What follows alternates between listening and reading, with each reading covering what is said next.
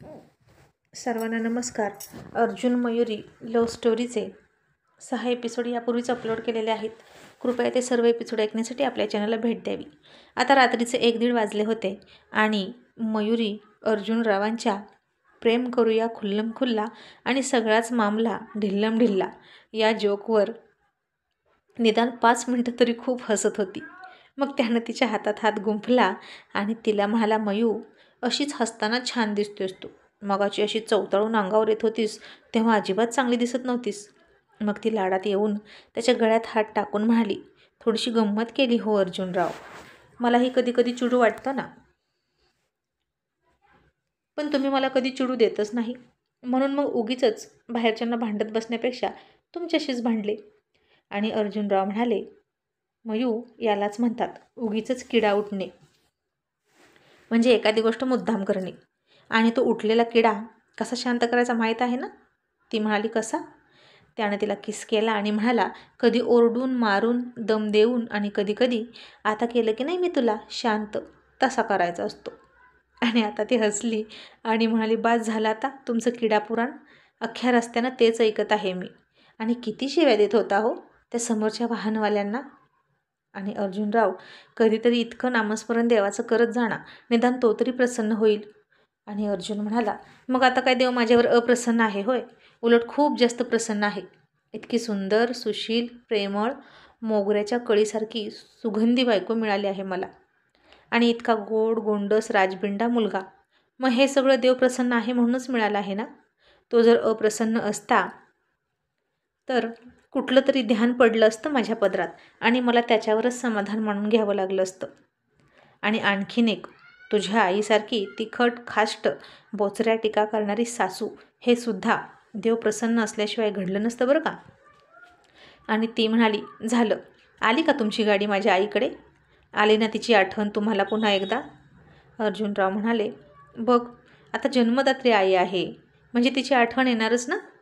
लग्न झाल्यावर तुझ्या नावासमोरून तुझ्या बाबांचं नाव गेलं आणि माझं नाव आलं, पण आईचं नाव मात्र आहे तसं राहणार की नाही. मग तो पुढे म्हणाला, मयू पण जेवणाचे आयटम अगदी सुंदर होते बरं का. तू सिलेक्ट खोले होते ना म्हणून ते सुंदर होते. ती म्हणाली, होय हो, गेल्या गेल्या मी टेस्ट केलं सगळं, कुठे ना कुठेतरी कमी जास्त होतंच त्याच्यामध्ये. आणि मग मी थोडी सुधारणा सुचवली, मग सगळं व्यवस्थित झालं. होतं ना हो सगळं व्यवस्थित? सगळ्यांना आवडलं ना जेवण? आणि अर्जुनराव अभिमानानं म्हणाले, हो सगळ्यांना आवडलं.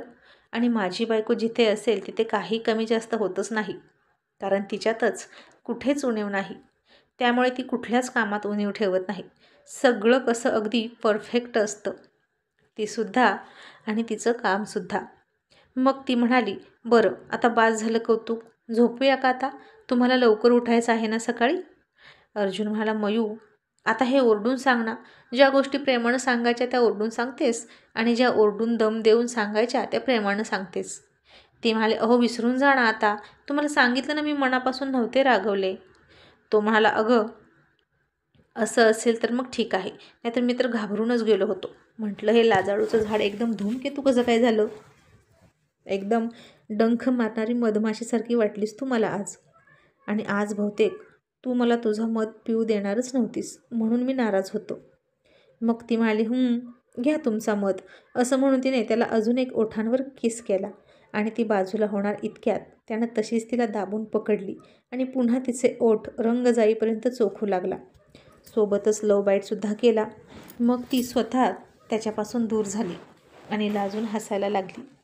तिला कितीही किस केला तरी अर्जुनरावांचं मन भरतच नव्हतं. प्रणयातली सगळ्यात आवडती गोष्ट होती ती त्यांची. तिचे गुलाबी ओठ त्याला खूप आवडायचे.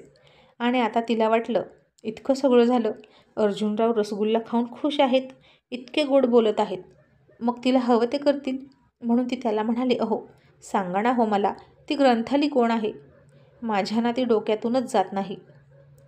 आणि बनेल शातीर महाचतुर आणि महाबंडलबाज अर्जुनराव म्हणाले, अजिबात नाही, तू स्वतः तिला भेट आणि तुला आवडली की सांग मला, कारण मला तर ती खूप आवडली आहे.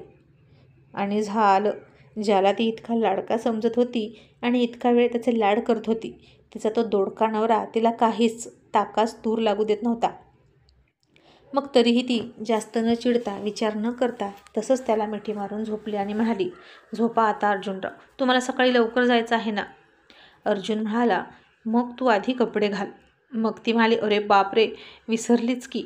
असं म्हणून तिने कपडे चढवले, कारण आशूनं जर या अवस्थेत त्यांना पाहिलं तर 1000 प्रश्न विचारले असते त्यानं. जेव्हा आशू फक्त 3 वर्षाचा होता तेव्हा उकाडा तर होताच, पण त्यांचा रोमॅन्टिक क्षण अनुभवल्यानंतर ब्लाऊज आणि पेटीकोटवर झोपली होती ती. अर्जुन तिला म्हणाला होता, किती गरम होतंय, अशीच झोप साडी काढून. आणि तिला गाऊनसुद्धा घालू वाटत नव्हता, कारण गाऊनमधून हवा शिरत नाही ना. ही तिची सुरुवातीपासूनची अंधश्रद्धा होती, म्हणून ती उन्हाळ्यातही साडीच घालायची. पण तरीही खूप गरम होत होतं. ती तशीच झोपली होती आणि नेमका रात्री आशू उठला आणि त्यानं झोपेतच तिला तशी पाहिली. आणि अर्जुन मयुरीला याबद्दल काहीच थांगपत्ता नव्हता. आणि अचानक त्यानं सकाळी उठून विचारलं, आई तू अशी का झोपली होतीस अर्धी कपडे काढून. तसं मयुरीच्या पायाखालची जमीनच सरकली होती. मग अर्जुनराव त्याला थाप मारत म्हणाले, अरे आईला गरम होतं ना, तू कसा तुझं शर्ट काढून झोपतो आणि मी झोपतो की नाही उघडा. तसंच तिनेही काढले होते. नॉर्मल असतं रे ते, असं सांगून त्याला शांत केला होता. पण आता तो आणखीन मोठा झाला होता आणि रिस्क होती. मग आता दोघेही झोपले आणि सकाळी तिला जरा उशिराच जाग आली आणि तिने तिच्या शेजारी पाहिलं तर अर्जुनराव अजूनही गाढ झोपले होते. तो असाच बेडवर पालथा झोपला की खूप छान दिसायचा, अगदी निरागस बाळासारखा. दिवस रात्र दंगा मस्ती आणि खोडकरपणा करून तो दमून जायचा. मग तिने त्याच्याच पलीकडे झोपलेल्या आशूकडे पाहिलं तर तोही अगदी सेम टू सेम अर्जुनरावांसारखा झोपला होता. तिला आता अजिबात मोह आवरला नाही आणि तिने दोघांचाही सुंदर असा फोटो काढून घेतला. ज्युनियर अर्जुनराव आणि सिनियर अर्जुनराव अगदी सेम सेम झोपले होते. तसं झोपल्यावर माणसाचा फोटो काढू नये असं म्हणतात, पण तिने अनेक वेळा देवांची माफी मागितली आणि फोटो काढला, एक स्वीट मेमरी म्हणून. मग ती आंघोळीला गेली, केस धुतले आणि लगेच झटकून मोकळे सोडले आणि त्याच्याजवळ आली. तरीही तो उठलेला नव्हता. मग तिनं तिचे केस गळ्यात घेतले आणि त्याला हलवत म्हणाली, अहो उठा ना, तुम्हाला जायचं आहे ना मुंबईला, नाहीतर पुन्हा उशीर होईल आणि पुन्हा फास्ट ड्रायव्हिंग करत बसता. तरीही तो झोपलेलाच होता, कारण रात्री खूप उशिरा झोप लागली होती त्याला. मग तिने हळूच तिचे ओले केस घेतले आणि त्याच्या चेहऱ्यावरून फिरवले आणि त्याचे डोळे पापणी आड हलले आणि अर्जुनरावांनी तिला जवळ घट्ट पकडली. ती हसली आणि म्हणाली, उठाणा. इतक्यात आशू तिच्या आवाजाने उठला आणि ती म्हणाली, सोडा, आशू उठला आहे. तरीही अर्जुनरावांनी तिला सोडली नाही आणि आता आशूसुद्धा आला आणि त्याच्याजवळ येऊन त्याला मिठी मारत झोपला. मग अर्जुनरावांनी त्यालाही जवळ घेतला. आता एका हाताच्या मिठीत बायको आणि दुसऱ्या हाताच्या मिठीत मुलगा, असं प्रेमळ कुटुंब होतं ते. आशू जवळ आहे तो बघतोय म्हणून अर्जुन तिच्यावर प्रेम करायला अजिबात लाजत नव्हता. आता अर्जुनराव होते अगोदरचे निर्लज्ज. पण मोठ्या माणसांसोबत ठीक आहे, पण लहान मुलांसमोर असं करताना थोडे मॅनर्स पाळलेच पाहिजेत की नाही, नाहीतर असेच संस्कार मुलांवर होतात असं तिला वाटायचं. आणि आशूसारखा स्मार्ट आणि शार्प मुलगा तर सगळ्या गोष्टी लगेच शिकतो आणि ऐकून, पाहून, वाचून मिळेल तिथून ज्ञान गोळा करतात. पण अर्जुनला मात्र तसं वाटत नव्हतं. उलट लहान मुलांदेखत असं प्रेम केलं की कुटुंबातलं प्रेम जास्तीत जास्त वाढतं असं त्याला वाटायचं. आणि मुलंसुद्धा आपल्या कुटुंबावर, बायका मुलांवर प्रेम करायला यातूनच शिकतात. मुलांवर असा सुद्धा संस्कार झाला पाहिजेच की. आणि मयुरीला आपलं वाटायचं की आशू लहान वयातच हे सगळं बघून लहान वयातच प्रेम करायला लागेल की काय कोणासोबत. पण अर्जुन मला असं नाही गं. याच्यातून त्याला हे बघायला आणि शिकायला मिळतं की फक्त आणि फक्त बायकोवरच प्रेम करायचं आणि बायको ही योग्य वेळ आल्यावरच मिळत असते. आता अर्जुनरावांचे विचार ते त्यांचेच विचार आणि ते कधीच चुकीचे नसतात. मग ती म्हणाली, तुम्हाला उठायचं आहे की नाही. आणि अर्जुनराव म्हणाले, आता झोपू दे गं, कुठे जायचं आहे मला, आज फॅक्टरीतसुद्धा लेट जाणार आहे आणि आज वॉकिंगलासुद्धा जाऊ वाटेना, आळस आला आहे. ती म्हणाली, आणि रात्री तुम्ही बॅग पॅक करून ठेवली त्याचं काय. आणि ती फार आश्चर्य वाटून म्हणाली, अय्या म्हणजे तुम्ही हे सगळं नाटक केलं होय. आणि अर्जुन तिच्याच टोनमध्ये डबल आश्चर्य वाटल्यासारखं करत तिला म्हणाला, अय्या म्हणजे हे तुला आत्ता कळतंय होय. आणि ती म्हणाली, किती दुष्ट आहात हो तुम्ही. मला वाटलं खरंच तुम्ही मुंबईला जाणार, तेही 15 दिवसांसाठी. म्हणून मी तुम्हाला मनवण्यासाठी आले आणि स्वतः होऊन तुम्हाला तुमचा रसगुल्ला दिला. आणि अर्जुनराव म्हणाले, का गं, आता तुला पश्चाताप होतोय का त्याचा? पण बायको, रात्री तू आधी रुसलीस, मग भांडण केलंस, मग मला मनवण्यासाठी आलीस, मग थोडी रडली, पुन्हा थोडी चिडली आणि पुन्हा माझं मन वळवण्यासाठी तो हॉट अँड सेक्सी ड्रेस घालून आलीस. खरंच एका रात्रीत तुझी खूप रूपं पाहायला मिळाली मला आणि रात्रीची तू खूप खूप गोड वाटलीस. नेहमीचा तो गुळमुळीत रोमॅन्स करण्यापेक्षा असा हटके रोमॅन्स पाहिजे बघ. दररोज काहीतरी ट्विस्ट पाहिजे नाही का? आणि आता ती थोडीशी लाजून हसली आणि म्हणाली, मला वाटलं खरंच तुम्ही जाणार आहात आणि तुम्ही असेच अतृप्त इच्छा घेऊन उपाशी जाऊ नये म्हणून मी तुमच्यासोबत रात्री ते केलं. अर्जुनराव हसून म्हणाले, खुल्लम खुल्लावालं प्रेम ना?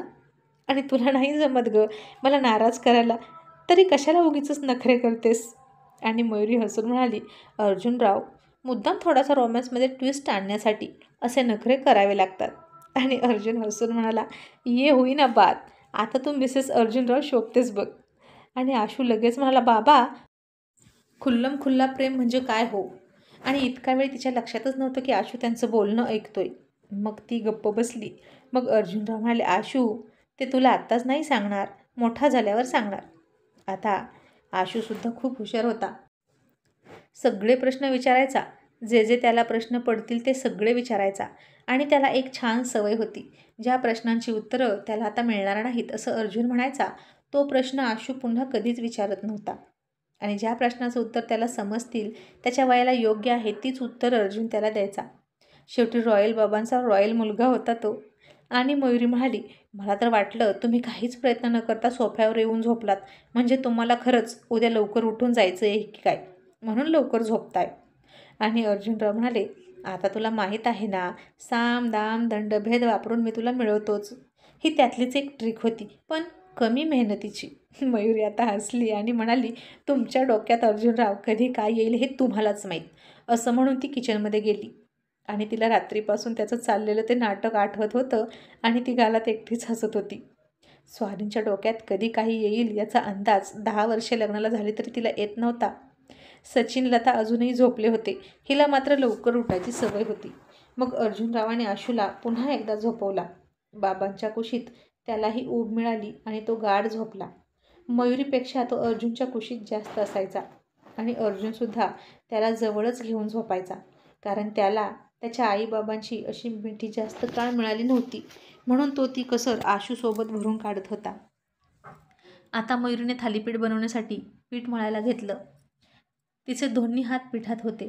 इतक्यात तो पाठीमागून आला आणि तिला घट्ट मिठी मारली. आणि ती हसून म्हणाली, आलात का? तर हा एवढा पदर खोचून द्या ना प्लीज. आणि अर्जुनराव म्हणाले, आता त्यात विनंती कसली करतेस? तुला माहीत आहे ना, असली कामं मला खूप आवडतात करायला. अगदी हक्कानं सांगायचं, खाजवून द्या, खोचून द्या, घालून द्या, काढून द्या. तशी मयुरी खूप हसली. मग स्वारींनी पदर खोचत पुन्हा सावटपणा करण्याअगोदरच ती हसून म्हणाली, अहो, गुदगुल्या करू नका बरं का, नाहीतर मला काम करता येणार नाही. तो म्हणाला, आहे का आता, आधी करू तरी दे. तू ना फार संशयी आहेस बघ, उगीच बिचाऱ्यावर नाव घेतेस. मग त्याने त्याचे दोन्ही हात तिच्या छातीवर ठेवले आणि हळूच तिला स्पर्श करू लागला. ती पुन्हा लाजायला लागली आणि म्हणाली, अहो, आता काय आहे हे, नका ना असं करू. अर्जुनराव म्हणाले, तूच आठवण करून दिलीस की नाही, म्हणून मग म्हटलं तुझी वाणी खरी करावी. आणि तू पीठ मळतेस ना, मग मलाही काहीतरी मळू दे ना. आणि ती खूप लाजून म्हणाली, शी, जा तिकडे, मी नाही, जा. मग अर्जुनराव म्हणाले, सचिन अजून उठला नाही का गं?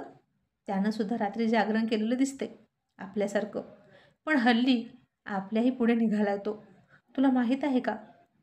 मयुरी म्हणाली, का बरं? अर्जुन म्हणाला, त्याला पुन्हा एकदा आईबाबा व्हायचं आहे, म्हणून ते प्रयत्न करत आहेत. आसावरी आपल्याला आईबाबा म्हणते ना, म्हणून जुळतो तो आपल्यावर. मयुरी म्हणाली, होय हो, खूपच गोड आहे ना ती. अहो, मी काय म्हणते, त्यांना म्हणावं आणखीन 2 चान्स घ्या आणि आसावरीला आपल्यालाच देऊन टाका, आपल्यालाही मुलगी होईल ना. आणि तो म्हणाला, देऊन टाका काय देऊन टाका, आता सुद्धा ती आपलीच आहे की. दरवर्षी आशूला राखी बांधत असते की नाही ती. तो सण किती क्यूट दिसतो माहीत आहे ना. मग इतक्यात अर्जुनरावांना फोन आला राहुलचा. आणि अर्जुन एक जांभई देत फोन घेऊन म्हणाला, बोल राहुल, रात्री पोहोचलास का व्यवस्थित? राहुल म्हणाला, हो, पण तू का अजून जांभळी देतोस? रात्री जास्त झाली की काय तुलाच? म्हणून उशिरा उठलास का? की जागरण गोंधळ घालत बसला होतास?